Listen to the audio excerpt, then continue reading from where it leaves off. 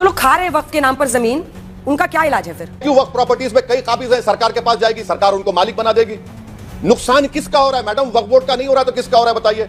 वक्फ board का नहीं हो रहा है सर, उन मुसलमानों का हो रहा है, उन मुसलमानों का हो रहा है जिनको इस वक्त की जमीनों से, जायदादों से फायदा मिलना चाहिए था। हम लोग सड़कों पर भी लोगों से मिलते हैं सर। असदुद्दीन ओवैसी साहब, देखिए सर, लड़ने के लिए तो बैठे नहीं है सर, लेकिन एक दूसरी राय भी है जो आपको सुननी चाहिए। हम लोग भी लोगों के बीच में जाते हैं और जब उनसे पूछ हुल्ला डिबेट में आपका स्वागत है। वक्फ कानून तो पास हो गया, लेकिन राजनीति माहौल पूरी तरह से गर्म बना हुआ है। देश के कई हिस्सों में वक्फ बिल के विरोध में प्रदर्शन किया जा रहा है। खासकर पश्चिम बंगाल के मुर्शिदाबाद में माहौल पूरी तरह से तनावपूर्ण बन गया था। उसके बाद टीएमसी और बीजेपी दोनों पार्टियां एक दूसरे पर आरोप लगा रही है। इसी मुद्दे पर एआईएमआई प्रमुख असदुद्दीन ओवैसी ने गोदी एंकर की जमकर धुलाई कर डाली। अंत तक देखिए यह शानदार डिबेट। मेरा प्रश्न आपसे सीधा है, बोर्ड में कोई हिंदू नहीं हो सकता है, लेकिन दान कोई हिंदू कर सकता है, इसको कैसे स्वीकार कर लेता है? धर्म से जुड़ा मामला। देखिए, आज तो अब तो कोई हिंदू दान नहीं कर सकेगा, क्योंकि उस पर तो रोक नहीं लगी है। आपने वो सेक्शन को ही उड़ा दिया, पुराना एक्ट। नहीं मैडम, अब तो पुराना एक्ट नहीं रहा ना। नहीं मैडम, पुराने एक्ट में तो हिंदू दान कर सकता था। हाँ। अब नए कानून में तो हिंदू दान नहीं कर सकता। जब हिंदू दान नहीं करेगा सर, या फिर कोई भी गैर मुस्लिम, नॉन मुस्लिम जब दान नहीं कर सकेगा, तो आप कैसे उसको मेंबर बनाएंगे? आप पुराना एक्ट चाहते हैं तो क्या आपको हिंदुओं का दान कबूल है? मैं सवाल बदल देती हूँ सर, आप पुराना एक्ट ही चाहते हैं, संशोधन नहीं चाहते हैं, तो क्या आपको हिंदुओं का दान कबूल है? आपको मैं समझाने की कोशिश कर रहा हूं कि राजाओं ने, रानियों ने, रजवाड़ों ने उनके दौर में उन्होंने 100, 150, 200 साल पहले हर धर्म के लोगों को दान दिया था। राजस्थान के किसी आप वक्फ बोर्ड के आदमी को बिठाकर पूछ लीजिए कि क्या हिंदू राजाओं ने वक्फ बोर्ड को नहीं दिया था कब्रस्तान की जमीन, ईदगाह की जमीन, मस्जिद बनाने के लिए या दरगाहों के लिए नहीं दिया था? पूछ लीजिए। इसीलिए हम कह रहे हैं कि वो सेक्शन को जब आप उड़ाएंगे तो उसका इफेक्ट पड़ेगा ना मैडम। मैं पुनः आपसे पूछ रही हूं, 2025 में, हम 2025 में जी रहे हैं ना सर, 2025 में क्या गैर मुस्लिम से यानी हिंदुओं का दान स्वीकार है? एक बात सुनिए, कॉन्स्टिट्यूशन में हिंदू एंडोमेंट बोर्ड को मुसलमान दे सकता है, क्रिश्चियन दे सकता है, सिख दे सकता है, मगर उसके एडमिनिस्ट्रेशन में नहीं बैठ सकता। सर एक बार बोल दीजिए ना, कबूल कैसे है? कर रहे हैं आप बताइए? हम पूरा झंझट ही खत्म हो जाएगा, मुझे 5 बार नहीं पूछना पड़ेगा सर। अरे आप कह रहे हैं कि कबूल है, दान कबूल है, लेकिन बोर्ड में कबूल नहीं है, यही कह रहे हैं ना मैडम? लाइटर वेन में आपसे कह रहा हूं कि आज से कई बरस पहले 1996 में दिसंबर में मेरी बीवी से शादी हुई थी, तो काजी साहब आकर पूछे आपको कबूल है? आप काजी क्यों बन रहे हैं मैडम? मेरी शादी हो चुकी है।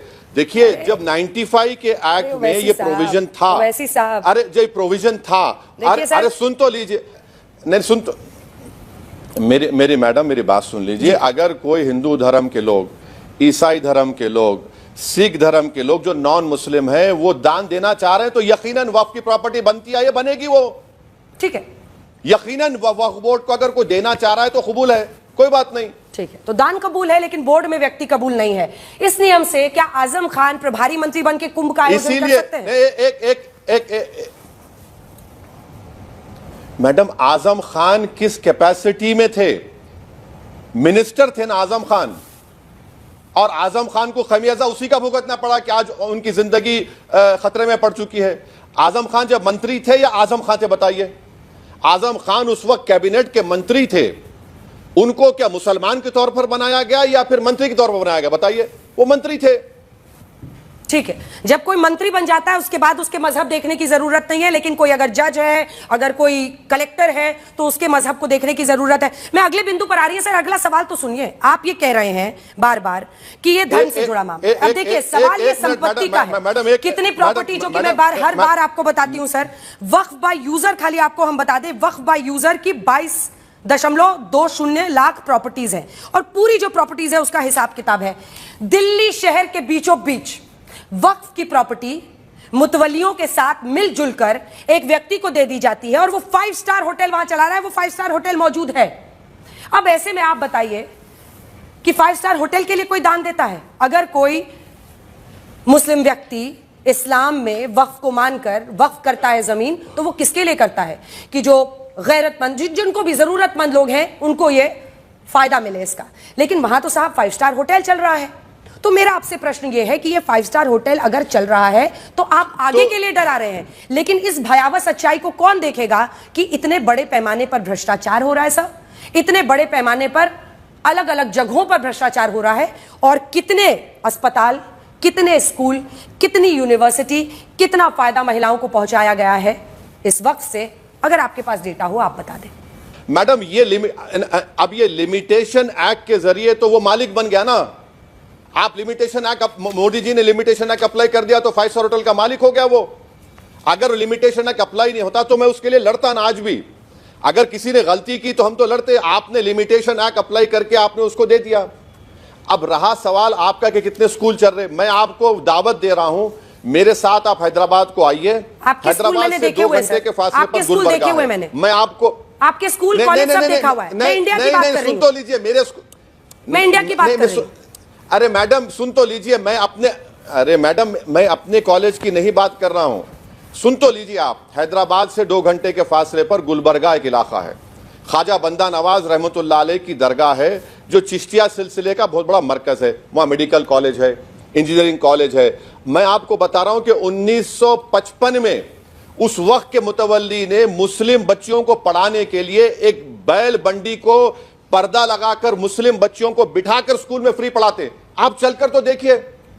आपको बीजेपी वाले एक नोट लिखकर भिजा रहे हैं, पूछो इनसे, पूछो ये कुछ नहीं। वाले भाई वो अंधे हैं, वो नफरत में डूबे हुए हैं। कम से कम आप उनके दिए हुए कागज को एक्सेप्ट मत करिए।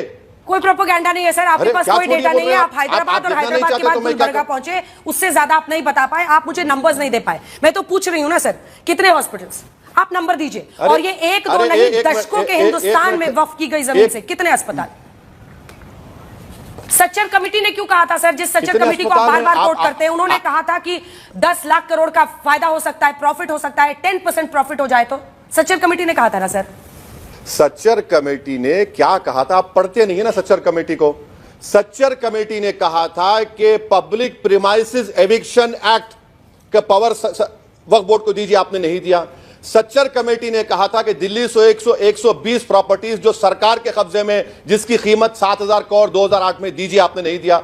सच्चर कमेटी ने कहा था कि 180 वक्फ प्रॉपर्टीज इलीगल ऑक्यूपेशन में एएसआई के वापस करिए, आप वापस नहीं करते। सच्चर कमेटी ने कहा था कि उर्दू नोइंग ऑफिसर होना चाहिए, आप ज्वाइंट सेक्रेटरी को अपॉइंट कर रहे हैं ताकि कोई मुसलमान ना बने। मैडम सच्चर कमेटी के ये सब रिकमेंडेशन गवर्नमेंट भूल जाएगी। जो लोग खा रहे हैं वक्फ के नाम पर जमीन, उनका क्या इलाज है फिर? मैं जवाब दूं मैडम, मैं जवाब दूं? आप ही ने कहा था छोटा सवाल पूछिए। आप सुनिए उसका जवाब। हाँ मैडम, उसका जवाब एक ही है कि लिमिटेशन एक्ट क्यों अप्लाई कर रहे हैं आप। मैडम अगर कोई कब्जा करके बैठा है वक्फ की जायदाद पर, उसको तो नरेंद्र मोदी आज से वो मालिक बन जाएगा, वो म्यूटेशन कराएगा जाकर। अरे भाई, आप हिंदू धर्म के ऊपर लिमिटेशन एक्ट अप्लाई नहीं होता मैडम। आप लिमिटेशन एक्ट अप्लाई कर कह रहे हैं कि तू 12 साल से काबिज है, तू मालिक बन जाएगा। अरे भाई, क्यों दे रहे हैं उनको आप? यही तो हम कह रहे हैं कि आज की तारीख से मालिक बन जाएगा। इवैक्यू वक्फ प्रॉपर्टीज में कई काबिज हैं, सरकार के पास जाएगी, सरकार उनको मालिक बना देगी। नुकसान किसका हो रहा है मैडम? वक्फ बोर्ड का नहीं हो रहा तो किसका हो रहा है बताइए? वक्फ बोर्ड का नहीं हो रहा है सर, उनाम मुसलमानों का हो रहा है। उनाम मुसलमानों का हो रहा है जिनको इस वक्फ की जमीनों से, जायदादों से फायदा मिलना चाहिए था। हम लोग सड़कों पर भी लोगों से मिलते हैं सर। असदुद्दीन ओवैसी साहब, देखिए सर, लड़ने के लिए तो बैठे नहीं है सर, लेकिन एक दूसरी राय भी है जो आपको सुननी चाहिए। हम लोग भी लोगों के बीच में जाते हैं और जब उनसे पूछते हैं कि आपको वक्फ की जमीन से, वक्फ बोर्ड से कुछ फायदा मिला है, अनेकों मुसलमान हमें मिलते हैं सर जो डिनाई करते हैं कि उनको आज तक कोई भी फायदा नहीं मिला है। इस ऑफिस में ही अनेकों मुस्लिम है जिनसे मैंने पूछा, उन्होंने सीधा एक लाइन में कहा आज तक नहीं मैम, कोई फायदा नहीं मिला है, हमें तो पता भी नहीं क्या करते हैं वो। मैडम मैं आपसे कह रहा हूं कि वक्फ बोर्ड से आप कह रहे हैं कि ये नहीं हुआ, वो नहीं हुआ। अरे भाई, आप सच्चर कमेटी ने 2014 में मुख्तार अब्बास नकवी ने इलीगल ऑक्यूपेंट्स को निकालने के लिए बिल इंट्रोड्यूस किया, क्यों मोदी सरकार ने उसको वापस ले लिया? लिमिटेशन एक्ट क्यों अप्लाई कर रहे हैं आप? कोर्ट ने Waqf by user can not be deleted, Waqf board और वक्फ काउंसिल में कोई नियुक्ति नहीं होगी, ये सब कहा है कोर्ट ने। और जो वक्फ बाय यूजर के कैरेक्टर में कोई बदलाव नहीं होगा, साफ साफ कहती है। आप हमेशा आर्टिकल 26 का उल्लंघन कहते थे, लेकिन सुप्रीम कोर्ट ने कहा कि धारा 26 इस मायने में धर्मनिरपेक्ष है, यह सभी समुदायों पर लागू होती है। हिंदुओं के लिए भी राज्य में कानून बनाए गए हैं, संसद ने मुसलमानों के लिए भी कानून बनाया है। धारा 26 संसद को कानून बनाने से नहीं रोकती। तो आपका जो मेन आर्ग्यूमेंट था, आपको नहीं लगता है कि वो नहीं ठहर पाया? ओरल ऑब्जर्वेशंस कोई को ऑर्डर में रिफ्लेक्ट हुआ क्या, बताइए आज के? फिर सुप्रीम कोर्ट ने आज क्यों बोला कि वक्फ बोर्ड और सेंट्रल वक्फ काउंसिल को कॉन्स्टिट्यूट नहीं होना चाहिए? मैडम ये लोग आपको बोलते नहीं है, ये लोग जो है ना, जो आपको बोल रहे हैं ना, बीजेपी के कार्ड होल्डर है ये मैंने लोग। बता दिया सर, ओरल ऑब्जर्वेशन ये कोर्ट का सवाल से ये कह के थोड़ी आप निकल सकते हैं कि ओरल ऑब्जर्वेशन मायने नहीं रखता है। आजकल तो अदालतें ओरल ऑब्जर्वेशन ज्यादा देती हैं। हाँ, आप तो अयोध्या भी नहीं माने थे सर, जब कोर्ट का ऑर्डर आया था आपने उसको भी चैलेंज किया था। मैडम कोर्ट के जजमेंट से डिसएग्री करना ये मेरा राइट है, अगर मैं उसकी तौहीन नहीं कर रहा हूं तो। मगर उसी राम मंदिर के जजमेंट में वक्फ यूजर को अपहेल्ड किया गया था। आज वो सरकार उसका ऑपोजिट काम कर दी ना कानून बनाकर, जब सरकार भूल गई क्या? ओवैसी साहब, अब मैं आपकी जमीर से जुड़ा हुआ एक सवाल आपसे पूछना चाहती हूं। आपने अनेकों जगह पर कहा कि इस देश में मुसलमानों की मॉब लिंचिंग की जा रही है। कोर्ट ने भी मुर्शिदाबाद हिंसा को गलत ठहराया। जब आपसे पूछा गया कि चंदन दास और उनके पिता की मॉब लिंचिंग की गई मुर्शिदाबाद में, तो आपने कहा यह सवाल मुझसे मत पूछिए, आप ये पश्चिम बंगाल सरकार का मैं प्रवक्ता नहीं हूं, वहां पर पूछिए।